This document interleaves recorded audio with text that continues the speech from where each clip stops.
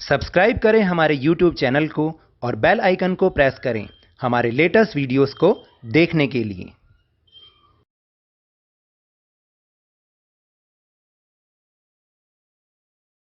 Hello and welcome to Lovneesh sir की class.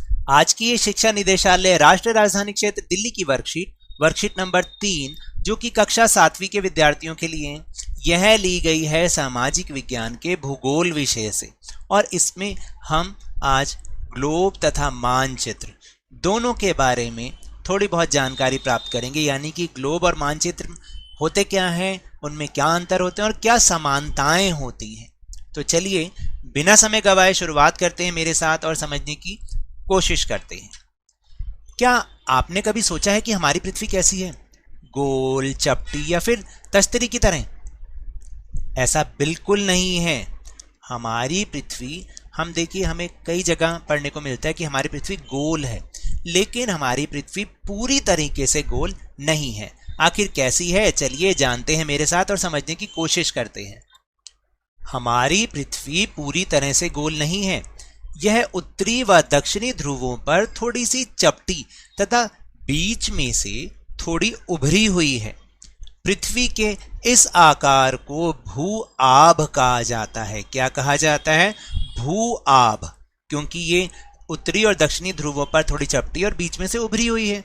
लेकिन पृथ्वी का यह चपटापन उत्तर व दक्षिणी ध्रुवों पर न के बराबर है, जो कि लगभग 21 किलोमीटर है। इसलिए पृथ्वी हमें हमेशा गोल ही दिखाई देती है। तो इसलिए कई जगह आपने पढ़ा भी होगा और देखा भी होगा कि पृथ्वी जो है, यही लिखा होता है कि पृथ्वी गोल है। लेकिन अगर वास्तव में हम देखें तो ये उत्तरी ध्रुव है और ये दक्षिणी ध्रुव है, यहाँ से थोड़ी सी चपटी है और बीच में से उभरी हुई है। तो लेकिन ये 21 किलोमीटर है तो ना के बराबर है, इसलिए वो गोल ही कहलाती है। यह इसका जो विषुवतीय व्यास है, विषुवतीय व्यास समझते हैं क्या होता है? ये जो बीच में विषुवत रेखा होती है, अगर आपको दिख रहा हो ब्लू कलर की लाइन से मैं ये खींच रहा हूँ यहाँ पर, ये विषुवतीय व्यास है। ये है 12,756 किलोमीटर लगभग, और इसका ध्रुवीय व्यास जो है वो है 12,714 किलोमीटर, और इन दोनों का अंतर आता है 42 किलोमीटर लगभग। तो इस तरीके से हम कह सकते हैं कि हमारी पृथ्वी जो है देखने में गोल लगती है, लेकिन ये उत्तरी और दक्षिणी ध्रुव से थोड़ी थोड़ी चपटी है।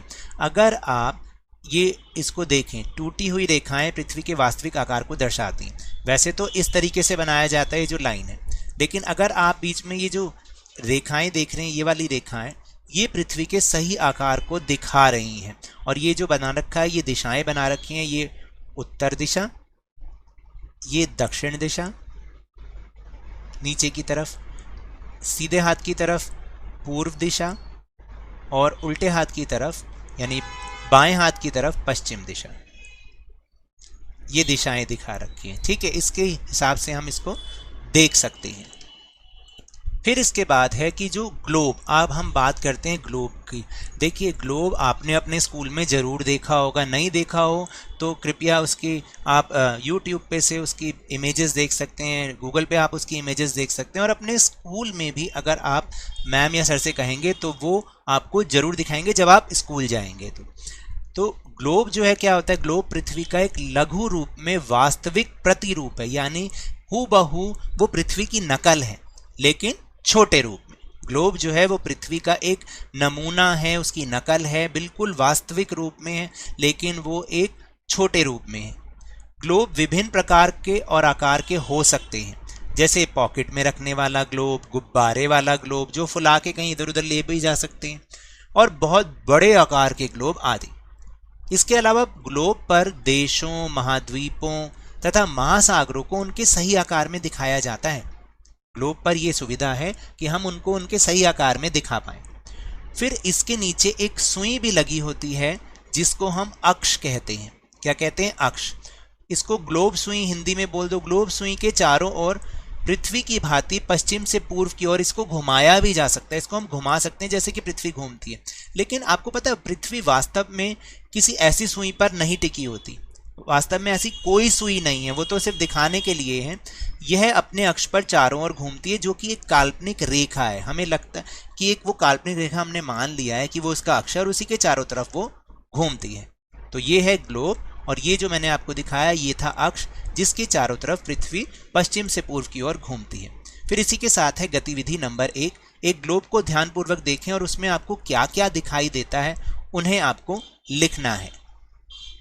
तो इसका उत्तर मैं यहाँ पर लिख सकता हूँ, आप भी इसको ऐसे ही लिखने की कोशिश करें। तो जब आपने ग्लोब को ध्यानपूर्वक देखा आपको क्या नजर आया? एक तो नजर आया अक्ष, अक्ष नजर आया ना, एक सुई, ठीक है। और क्या नजर आया आपको? महाद्वीप और महासागर,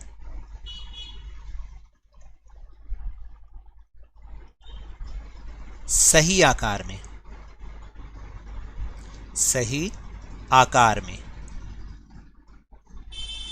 ठीक है। और क्या दिखाई दिया? इस पर कुछ काल्पनिक रेखाएं हैं, काल्पनिक रेखाएं। कौन कौन सी रेखाएं होती हैं? अक्षांश और देशांतर रेखाएं, देशांतर रेखाएं। तो ये चीजें हमें ग्लोब पर नजर आती हैं। आप भी देखिए, हो सकता है आपको कुछ और भी चीज नजर आए। मैं इनका नंबर डालता हूं, 1, फिर ये 2 और ये 3। आप भी और देखें कि इस पर आपको क्या क्या नजर आता है, वो भी आप इसमें लिख सकते हैं। चलिए अब हम आगे चलते हैं।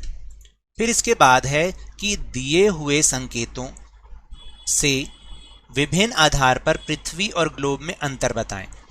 तो यहाँ पर कुछ संकेत दे रखे हैं जिनकी हेल्प लेकर आप ग्लोब और पृथ्वी में अंतर बता सकते हैं।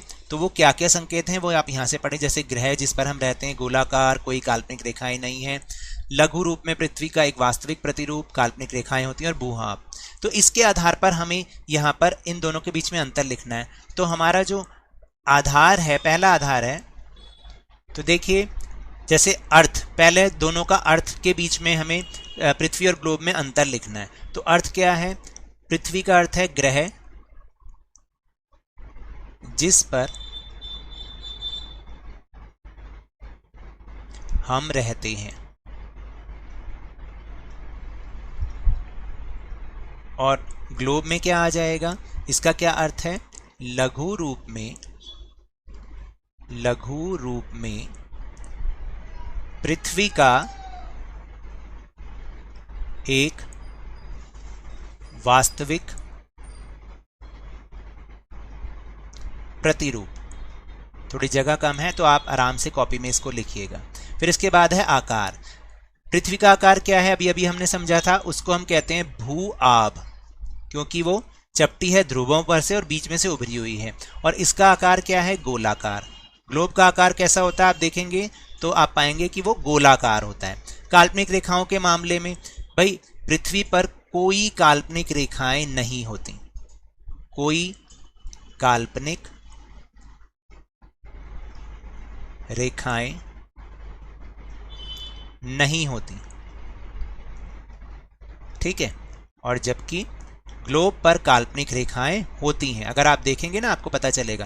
भाई ये तो हमने अपनी सुविधा के लिए यहाँ पर रेखाएं बनाई हैं ग्लोब पर, असल में पृथ्वी पर कोई काल्पनिक रेखाएं नहीं होती जबकि ग्लोब पर होती हैं। फिर आगे समझते हैं। ग्लोब में अध्ययन की कुछ सीमाएं होती हैं। जब हम पूरी पृथ्वी का अध्ययन करना चाहते हैं तो ग्लोब का उपयोग करते हैं, परंतु जब हम पृथ्वी के एक हिस्से का अध्ययन करना चाहते हैं ना, जैसे भारत, दिल्ली, हमारा क्षेत्र आदि, तो मानचित्र ही उसमें सबसे उपयोगी होते हैं, क्योंकि उसमें हम किसी एक हिस्से के बारे में डिटेल जानकारी ले लेते हैं। मानचित्र जो है पृथ्वी, मानचित्र क्या होता है? मानचित्र पृथ्वी की सतह या इसके एक भाग का चपटी सतह पर खींचा गया चित्र है, यानी हम उसको प्लेन सरफेस पर बना सकते हैं। और मानचित्र मुख्यतः 3 प्रकार के होते हैं, भौतिक, राजनीतिक और थीमेटिक।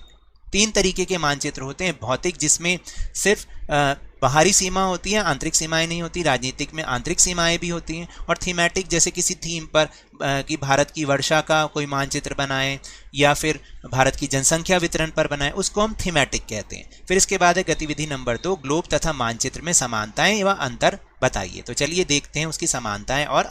तो ये है गतिविधि नंबर 2, ग्लोब तथा मानचित्र में समानताएं भी बतानी है और अंतर भी बताने। तो देखिए ग्लोब, पहले हम कर रहे हैं ग्लोब तथा मानचित्र में समानताएं। दोनों से ही पृथ्वी के भूभाग के अध्ययन में सहायता मिलती है, ये समानता हो गई। और दोनों में ही अक्षांश और देशांतर रेखाओं का प्रयोग किया जाता है, यानी मानचित्र में भी काल्पनिक रेखाओं का प्रयोग किया जाता है और ग्लोब में भी किया जाता है। फिर अब हम समझेंगे कि आखिर ग्लोब और मानचित्र में क्या अंतर होता है। तो देखिए, ये है ग्लोब तथा मानचित्र में अंतर। ग्लोब त्रिविमीय प्रदर्शन यानी कि 3D होता है, जबकि मानचित्र किसी प्रदेश का द्विविमीय यानी 2D प्रदर्शन होता है। 3D और 2D समझते हैं ना आप।